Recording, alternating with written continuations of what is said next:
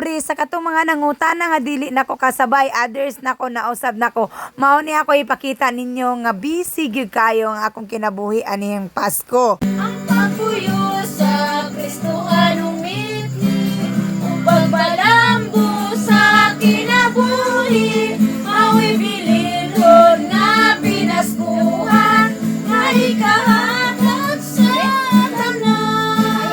Sa tanan-tanan nga wala na ako natubag nga invitation letters nga gipahato diri sa akong payag, ug sa tanan-tanang nag-message nako sa invitation nga tungod palaagon, pasensya kayo, pasayloa jud kay ko nga wala gyud ko kahatag og tarong pagtagad ninyo kay tungod na busy pud ko sugod sa December 16 kay mao man ni atong pagsugod sa simbang gabi or misa de Gallo.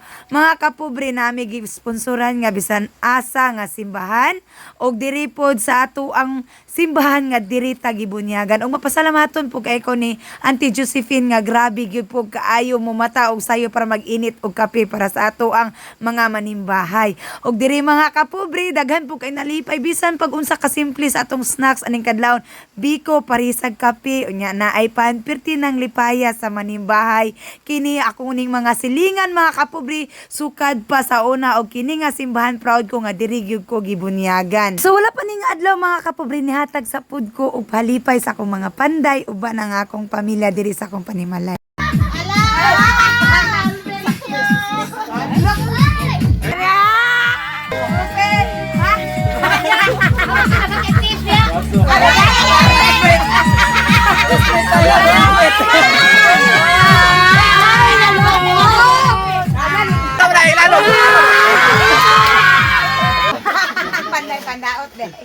Kung aning mga adlaw mga kapobre, wala gyud ko nagdahom na makita nako si Father Joff dinhi. Na-amaze kay ko niya sa iyang panhanhi kay bisan perting ulana, iya gihapon gipaningkamutan nga mapaabot ang sinako nga grasya diring dapita. Daghan kayong salamat MCR family, ilabi na gyud ni Father Alex sa imong pagpakabana namo diri. Og mapasalamaton po kay ko sa Unyot family. Thank you Ate Cecil og ni Tiya pati mga grabe gyud po mo alagad sa atong pinalangga nga bisita.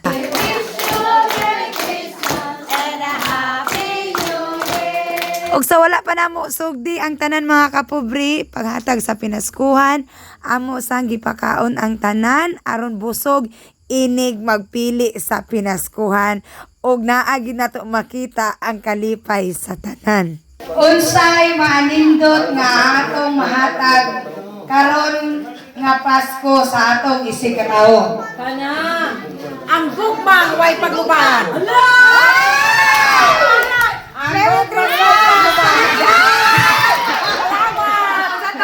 Ang gugmang way pagluban. Salamat kayo sa proud public. Salamat, mahal ko yun. Wala na ko'y labot ang alagan.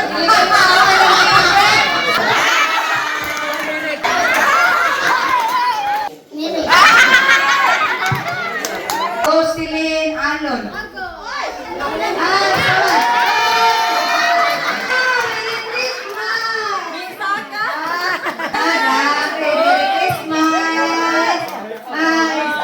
Diri na ta sa tong last part nga video mga kapobre nga wala gid tay makita nga dili magngisi inigyag-yag ani. Mao ni ang among mensahe para sa usag-usa ka pamilya nga nihatag ani.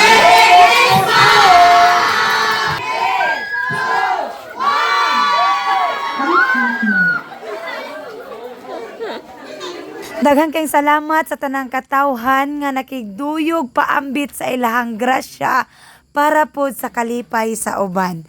Ug unta sa 2025, mas i-bless pa ang usag-usa ka pamilya ninyo. Salamat kaayo!